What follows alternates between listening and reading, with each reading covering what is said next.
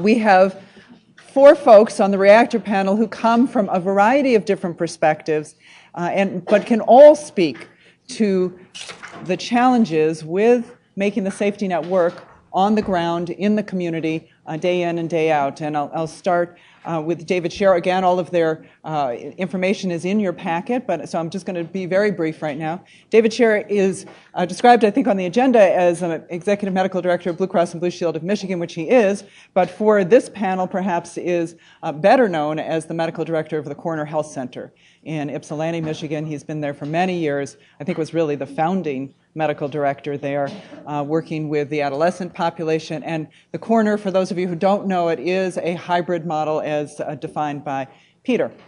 Next to David is Vern Davis Anthony. Vern is the CEO of the Greater Detroit Area Health Council. She has a long background in working in community-based care.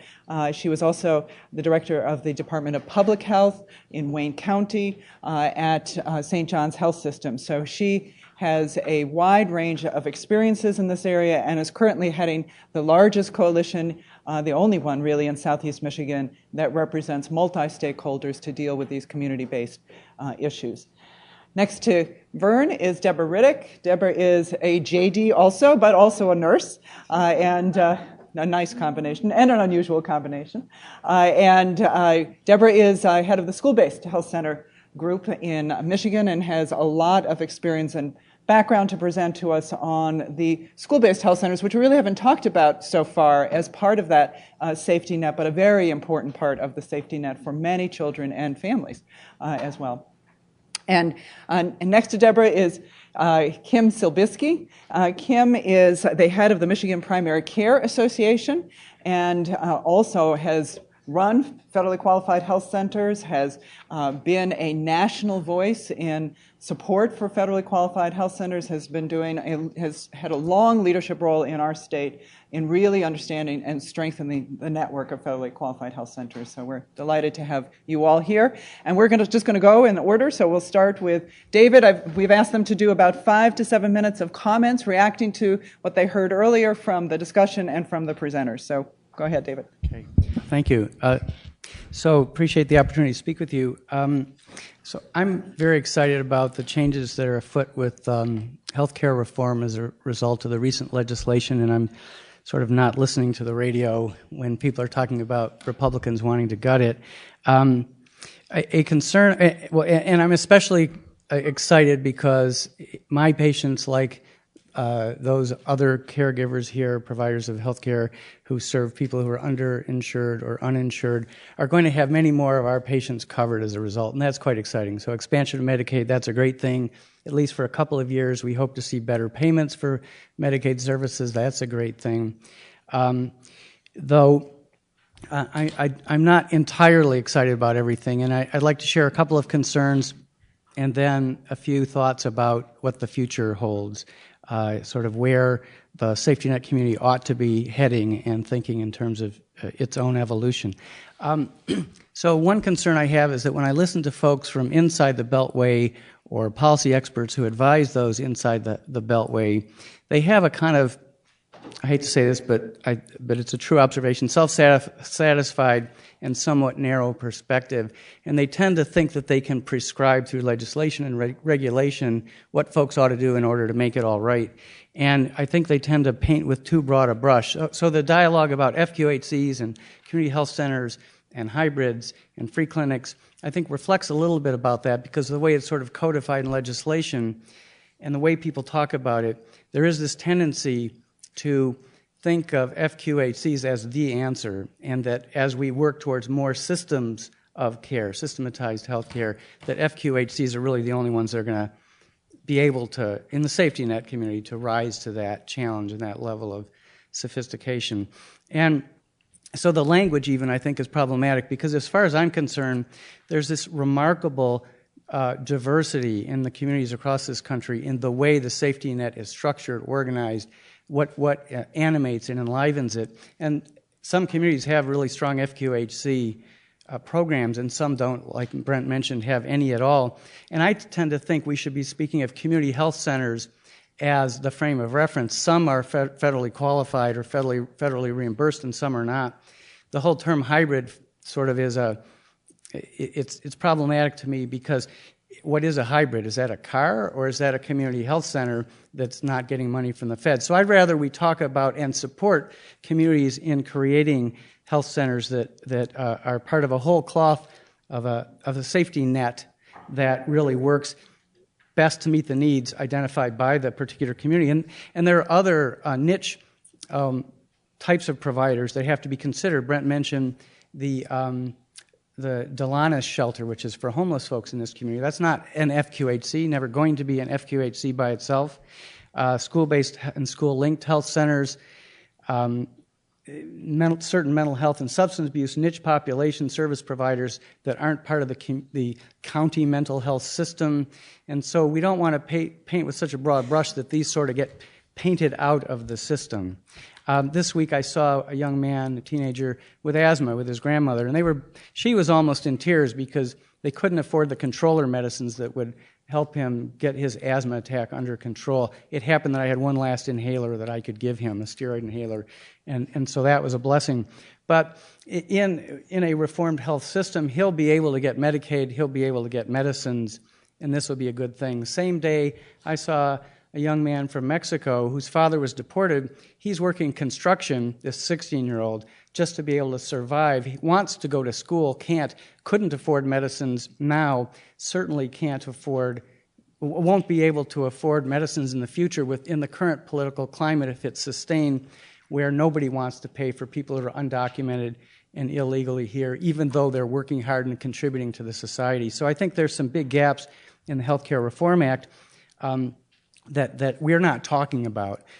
So the Washtenaw Health Plan was mentioned. It's one of the, 33 or so county health plans in the state of Michigan.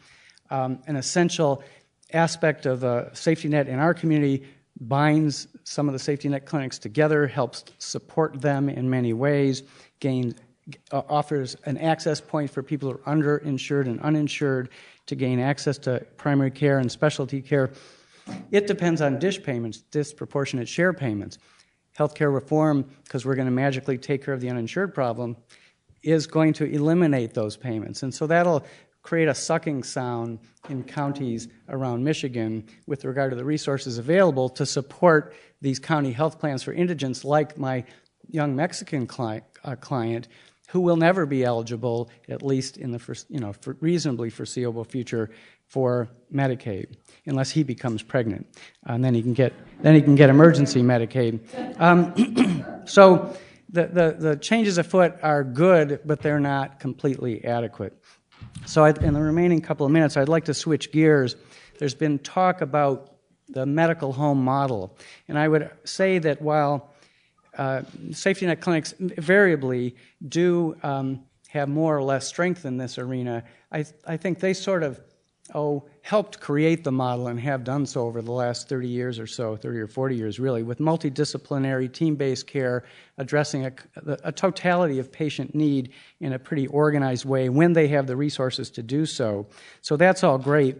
I think that as the healthcare system evolves, they will be called upon to become more well-defined, more sophisticated medical home-based practices. And so they're going to need systems of care that include sophisticated information systems that they can use to share clinical information, as we've been talking about today, with other entities in the safety net, with hospitals, with nursing homes, with homeless shelters, and with the public health system.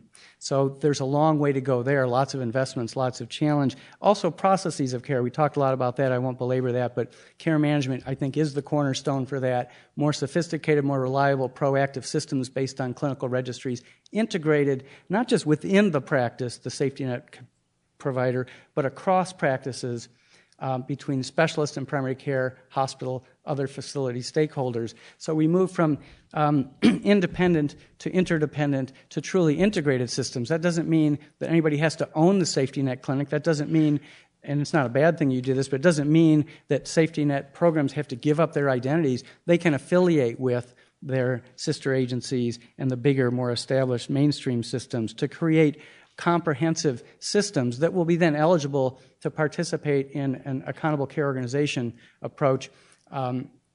In Michigan, in the Blues, we're calling this organized systems of care, not accountable care organizations, because we're more worried about the systematization of care, and fundamentally, we want to call out the purpose. The purpose of these OSCs or ACOs is not to save money, although that's necessary for if the health system is going to survive. The purpose is to move back more towards population well-being as a primary goal, and social wellness as a primary goal, and patient-centeredness as a primary goal. And so we need to be keeping those purposes in mind, not just thinking, how do we help the institutions survive in a changing system? And then one last comment. We talk a lot about the safety net community and the Medicaid provider community and what we can do to help them. And I hear this sort of inside the Beltway talk, and I've participated in some dialogue about this, and it's, what can we do to help Medicaid providers become medical homes or organized systems? And while that's all good, and people who have a predominance of Medicaid clients in their practice need that kind of help, let's step back a moment. This isn't about Medicaid or Medicare or uninsured. It's about the community. And so systems of care have to be grounded in community, and they should be unified. And so it shouldn't be, what's the Medicaid system doing, or what's the uninsured system doing, or what's the safety net system doing. It should be, how does that fit into the whole cloth of a healthcare system, so that then the deeper pockets among us, the universities and St. Joe's in our community, in Ann Arbor, Ypsilanti, Washtenaw, Greater Washtenaw, for example, are helping to support and integrate with the safety net. So I'll stop there and say thank you. Good afternoon. I'm, as was said, Vern Davis Anthony from the Greater Detroit Area Health Council. And for those of you that don't know, the GDAC, as we call it, is a regional coalition, Southeast Michigan, working with the 7 counties with the mission of addressing healthcare issues related to cost, quality, and access to care. And we are multi-stakeholder, meaning we bring all of the parties that are interested in healthcare. That would be our purchasers, health plans, physician leaders, community organizations, including FQHCs, health departments, and health systems together to try and make some progress as a region on some of these very significant issues. And of course, access being key to our mission is something that we're very concerned about. And I want to thank Sarah, Peter, and Brent for their remarks. And I was taking so many notes, I kind of don't know where to begin since I only have 5 minutes, but I'll try. A few truisms of my own. I believe that PPACA, or the healthcare reform, is a step in the right direction. But it's only one step, and right now it's pretty far away. There's a lot of opportunities right here, right now, in Southeast Michigan and around the state that we need to get busy with. There's a lot to be done. There's a lot we know that needs to be done.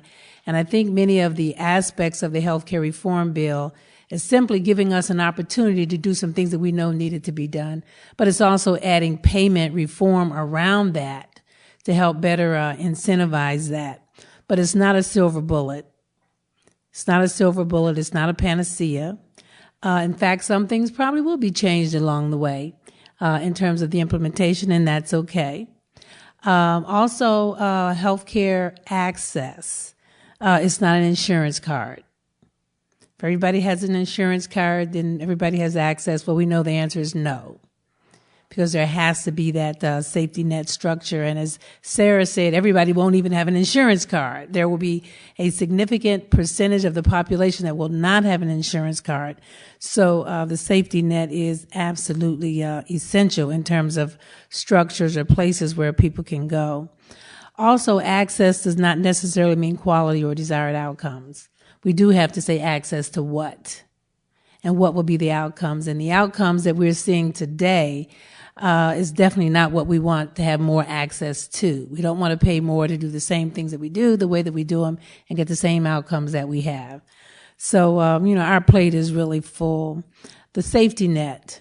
The safety net in Southeast Michigan is, of course, includes the FQHCs, but it's also the health department clinics, the health systems. We have several very large health systems with large outpatient clinics that serve hundreds of people in terms of primary care. Emergency room, yes, the emergency room will still be important under healthcare reform. It will still be a part of the safety net. Free clinics, school-based clinics. And thank you to Dr. Brent for reminding us, Dr. Williams, of substance abuse and mental health. You know, that is the safety net. And I believe if we looked at Southeast Michigan, we would not be able to say that FQHCs is the single largest source of primary care in Southeast Michigan. I'm sure it's not. If we looked at the actual numbers and where people really went for primary care. And in terms of the uninsured and those that will be covered under healthcare reform, it really is not a homogeneous population. We have a very large number of working poor in Southeast Michigan. They go to various places for primary care, even though I would admit that many of those places would not meet the definition of a patient-centered medical home. But I can assure you they're all trying to work in order to meet that definition, thanks to the Blues and the other payers that are requiring that, certainly as well as Medicaid. And once that those uninsured that used to be insured, by the way, have new coverage, they'll probably want to continue to go to the providers that they go to. I don't think there will be a huge onslaught into FQHCs or clinics, just because that's not the history of the region. That capacity has not been there. I believe that many of those will continue to want to stay with their providers, and I think many of those providers will probably be out here competing for this population now that there's some quote-unquote money behind them. I know that most of our major players in Southeast Michigan are working very hard right now to be sure that they are in a position to be an accountable care organization, and that would be the physicians, that would be the health systems, physician groups coming together, people, you know, repositioning themselves just to do that. So I think that the competition, even for this population, will intensify in Southeast Michigan. In terms of federally qualified health centers, we have been underserved based on our designation, medically underserved, in Southeast Michigan, especially in Detroit. I think there's 18. I have to look at Cynthia and ask her that, Cynthia Tagg in the audience, who's more of an expert than I am on actual FQHCs.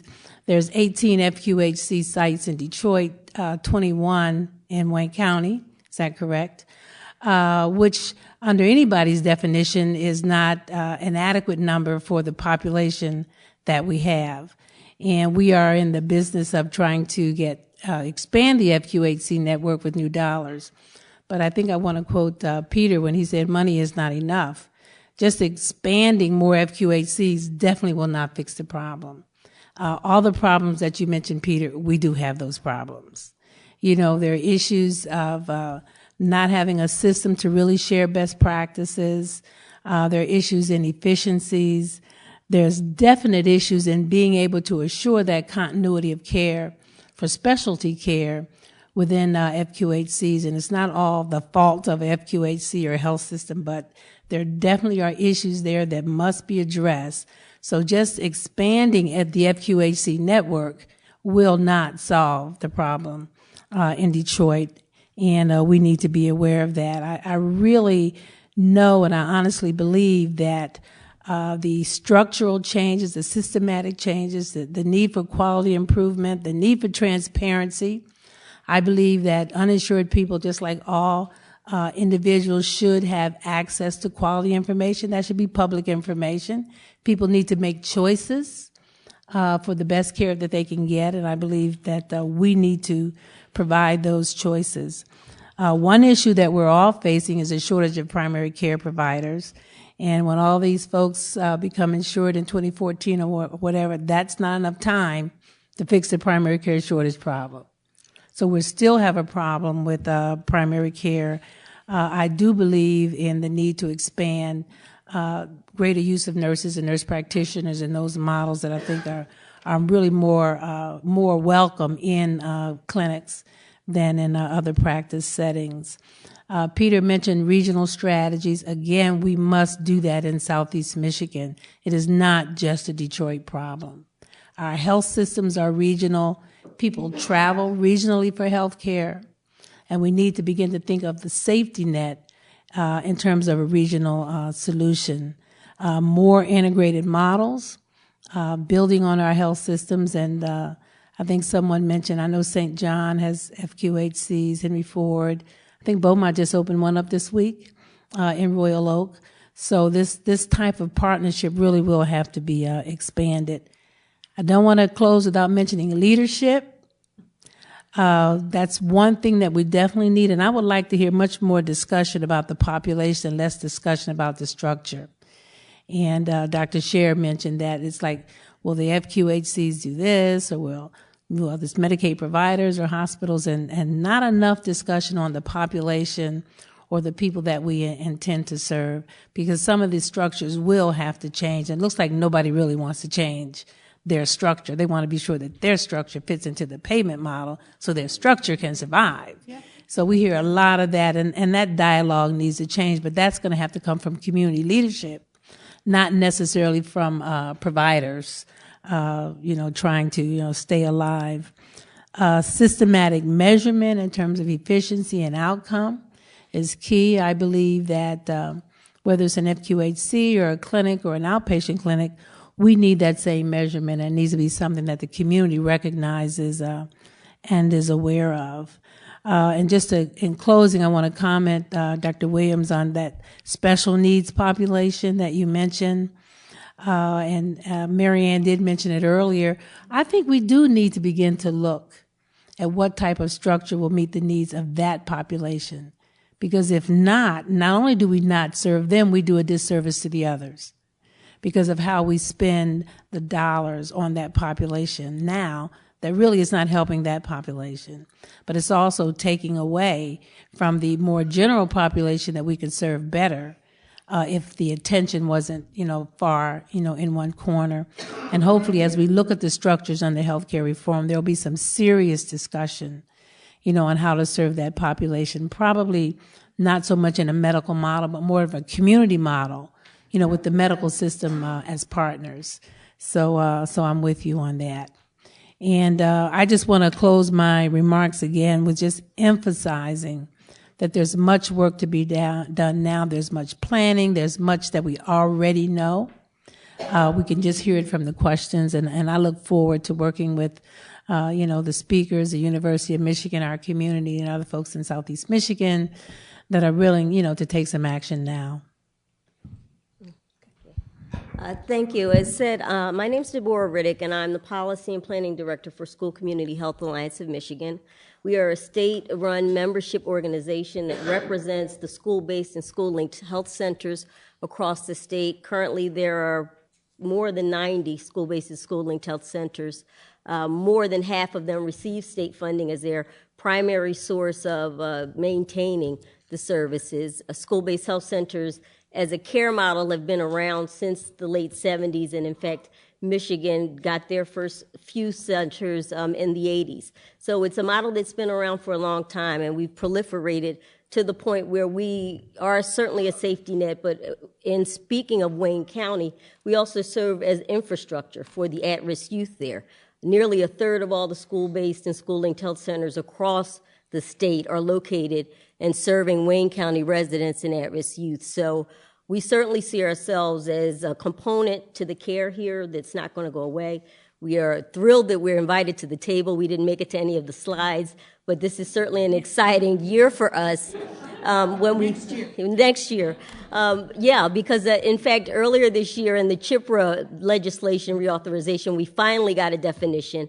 And then through great efforts through the legislative and congressional members from Michigan, school-based and school-linked health centers for the first time received both an authorization for designing and implementing school-based health centers as well as some funding, $50 million through 2014 each year for improvements that could be used for, building structure, things like information technology and all of those things. So we're extremely, extremely excited about that.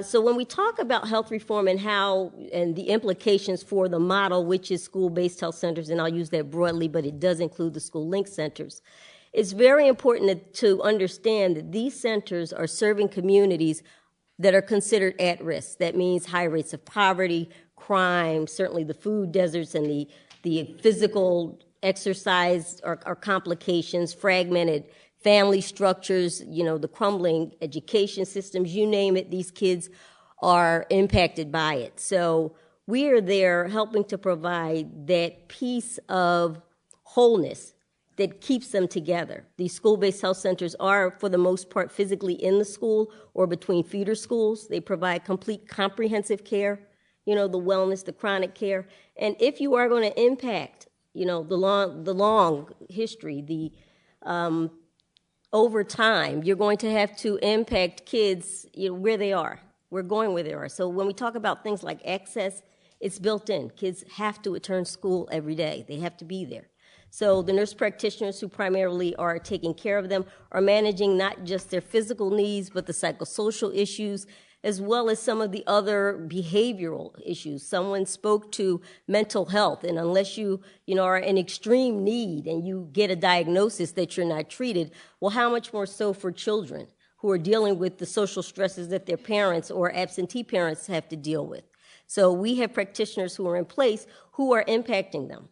They're learning about prevention. They're learning about wellness. They're learning about all of these other things that, again, if we're talking about a return on investment, this is where you should certainly start in order to build better healthcare consumers, in order to help them to understand about utilization and proper management. So we're really excited that for the first time, this model is getting the recognition so that not just in today's time, but generationally, we will see hopefully some outcomes that will receive improvements. Just to let you know what the need is for the model, when they did the grant appropriation for the 2008-2010 cycle with the state funding, we had over 100 applications of communities that could have qualified for grant funding. We had intended to do 18 grants, but sustained a state budget cut which only permitted us to fund 9 communities.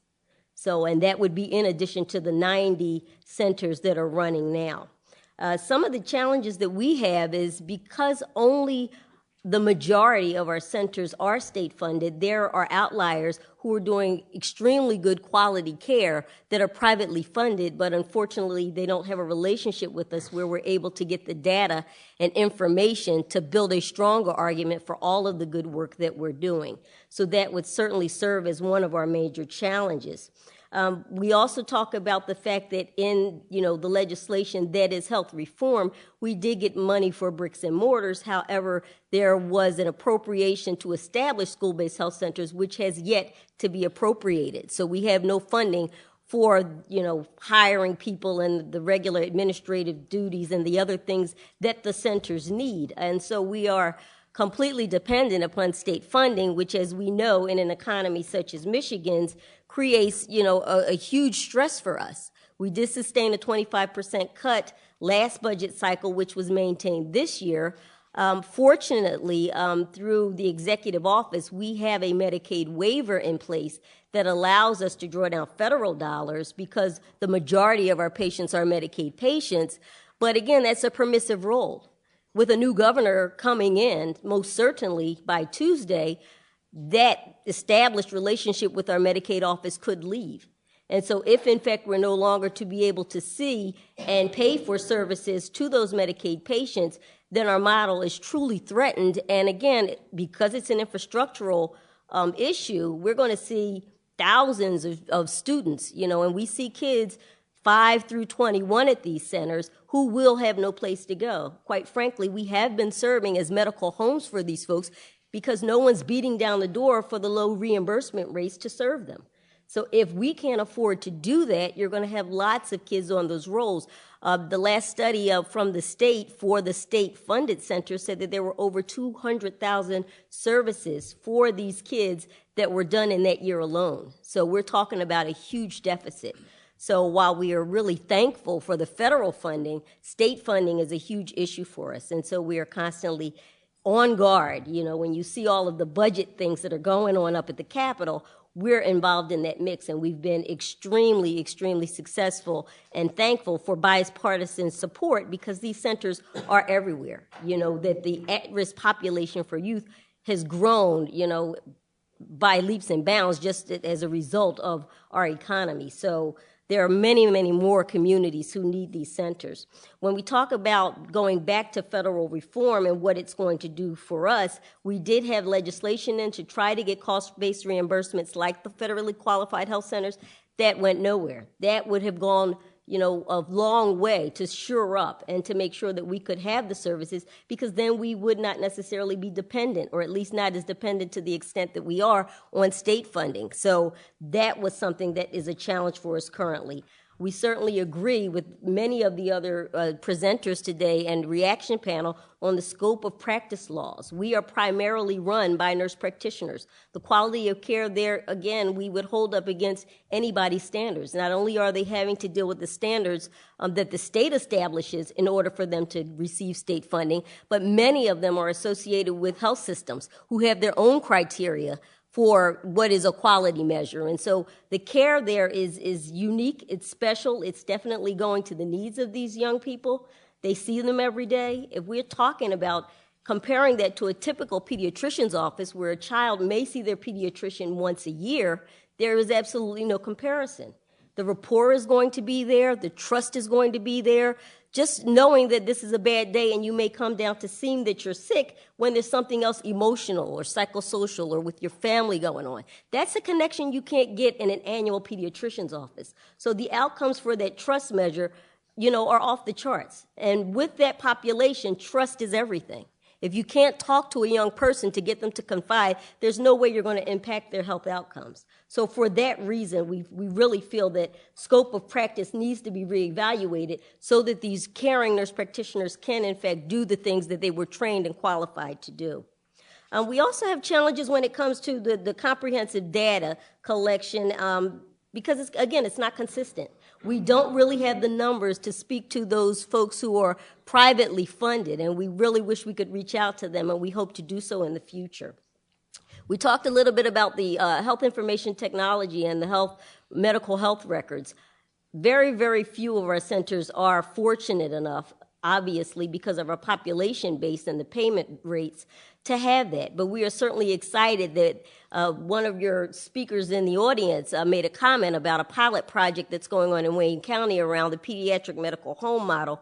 We are excited to have been invited to that table, and hopefully it will be funded, because it will, in fact, be the first pediatric medical home model in the nation of its kind, which actually incorporates the network of school-based health centers as a part of that entire organization. So we're very excited about that.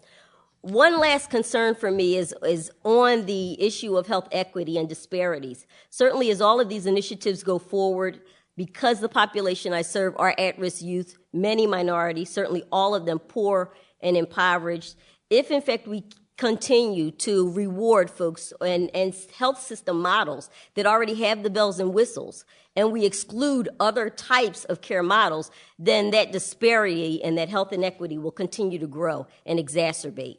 So I think that should certainly be a lasting thought.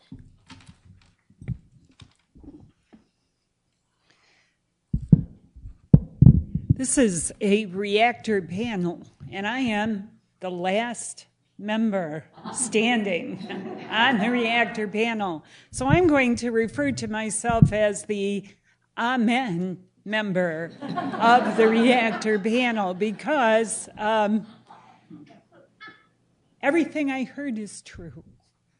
Everything I heard is absolutely foursquare on the mark. I'm going to just run down a number of things that I reacted to like this.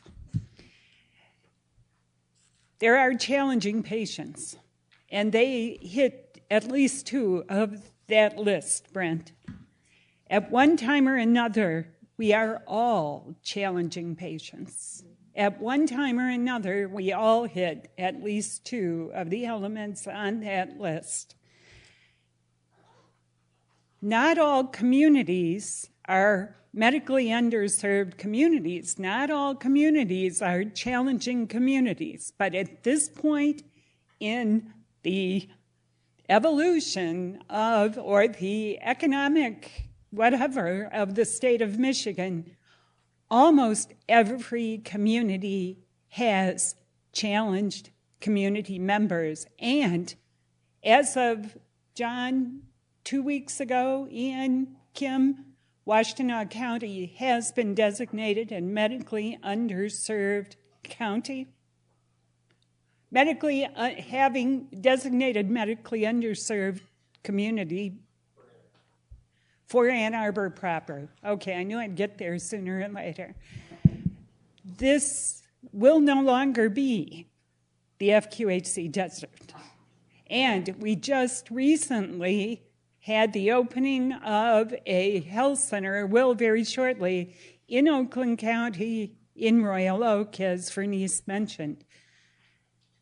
This is not safety net at this point in time. What we're talking about is systems, elements that need to be complementary. Measurement is limited and not robust. Interoperability is not strong. Competition is a force that we deal with. There is a great lack of sharing of best practices. Fragmentation exists across systems, and I would even venture to say the term healthcare system is a misnomer. There is no system. There are systems within the environment, but there is no healthcare system. So, can we bridge this fragmentation? There is a requirement, as Sarah said, for clinical integration. There is a requirement for every type of integration if we are going to create system.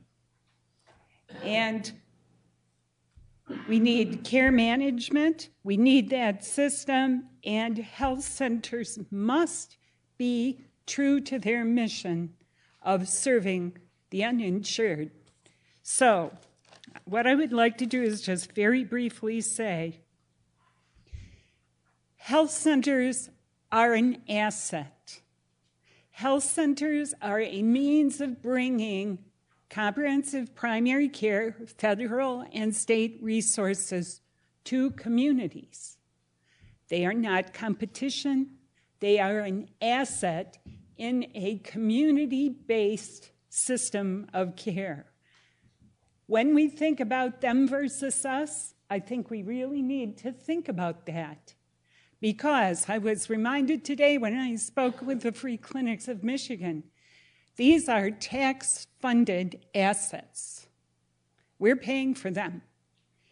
So it comes to community leadership to determine how best to actualize that asset within your community. When you think about community health centers, they are community-led. We are all community leaders, and we all have a responsibility for being sure that that asset is complementary to all the assets that exist within that system. One of our greatest paucities at this point, my belief is in that leadership that Peter mentioned. In the leadership within health centers, I mean, they're all just human beings, right? They've got boards, community-based boards. You've got little, gray-haired ladies running $12 million budgets. They need your help.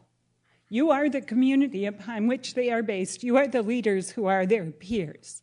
You are the people who know what's going on in that community to which that health center should respond. It's a tremendous complementary model to other pieces of system that could all be woven together, but it's all of our responsibility to make it hum. Two pieces I want to talk very briefly about. Quality. Peter didn't get to quality. Sarah referenced quality to some degree by virtue of the things that health centers have done. We are living under an embarrassment of riches in terms of the potential to develop quality systems right now. The trick is to get them aligned to the work that really needs to be done in order to report robust data, to utilize data to help to inform quality clinical services. We have the Regional Extension Center, which in Michigan is MCEDA. It's been somewhat controversial. It requires us all working together to be sure, once again, that we utilize an asset, a $19 million asset, to move us to where we need to be. Health centers have had an advantage in terms of some ARA dollars, in terms of Institute for Healthcare Improvements collaboratives that allowed health centers to build some behaviors and reporting. But Peter, we're not there yet. And health centers have a long way to go. So we need to utilize those resources that we have to help to get us there. I want to let David know, and the folks at Blue Cross, how important the PGIP project has been to us, to our health centers, to one, allow our health centers to demonstrate that they're pretty darn good, but to allow our health centers to understand they aren't all there yet. But the alignment of the payers around this quality work, this is exciting. This is lions and lambs laying down together. And if we truly can get these resources to align, drop some of our institutional oochiness, that's a technical term, and begin to really get this stuff working, I think we have a possibility of improving the quality of the health of the state, improving the efficiency and cost effectiveness and return on investment. And those resources are there today, and we need to get them working. Secondly, alignment. Once again, Brent, we don't have to wait. We need to align. Some very exciting work has been done, and Lee Green was here. He is with University of Michigan. He is a researcher. He is CTSA, translation of research to practice, working deeply with health centers around the state. That resource has helped in the quality, in the EHR development, in many, many ways, and that's just one of many, many examples. But to align the resource that is free clinics with the work that is community health centers, align the health systems work with the work that we're doing, and that alignment is happening in many ways. I hope ACOs enhance that. As David mentioned, they refer to theirs as organized systems of care under the Blues.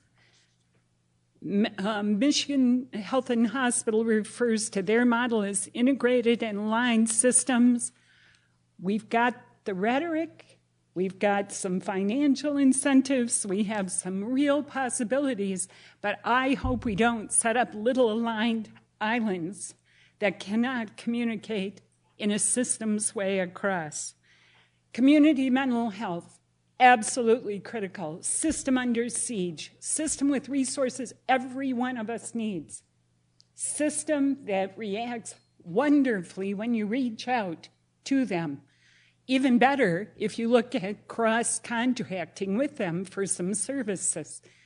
And we can really get ourselves to integrated behavioral health within our health centers, within your free clinics, and within almost any health and human services site, if we reach out and we look at creative contracting. Academic resources I mentioned are many, many, many to be looked at. pharmacy services for health centers. Some of our health centers started their own. Many of our health centers contract with community-based pharmacies, and that is a tremendous relationship because the collegiality, especially in rural communities, of pharmacists as health professionals helps to build that team. Patient-centered, team-based, continuous, integrated, 24/7. Health centers have been a good model of that. They have much to learn, and I think they have much to learn from free clinics in terms of being able to reach out into communities. They need to align with you. They need to align with aging programs. They need to align with anyone, any organizational entity that can help patients, people in their home get what they need 24/7, anyone, anytime, any place. We've got all the pieces. We have assets. We have the science. We have the resources. Do we have the political will? And I think that is our greatest issue. So what I want to leave you with is population health is what we're looking for here. We're looking for public health. We're looking for medical care. Medical care is only 10% of that equation. 90% is social determinants. And we've all got a lot to learn about how to make those weave together to create systems. So let's try to align the incentives that are available to us through the accountable care, through ACA, whatever it is, health reform, and see if we can't move us to systems, answers in full population health, because I'm getting way too old to keep doing this work for a whole lot longer. So thank you to my friends and colleagues and all the amen things that they had to say. Thank you, Kim. And yes, let's go.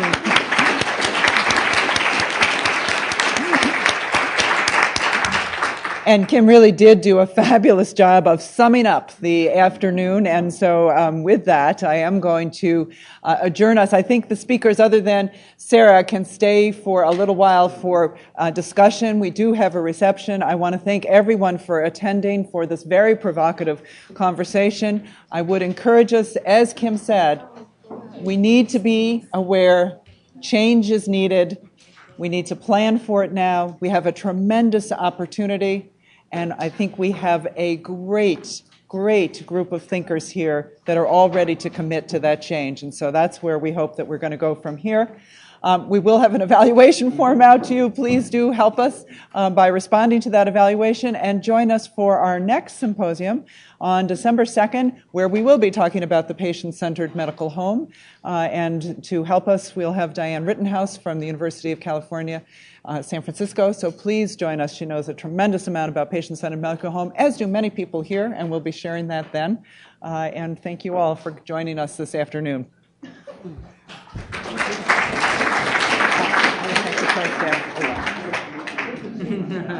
This is good. Yeah.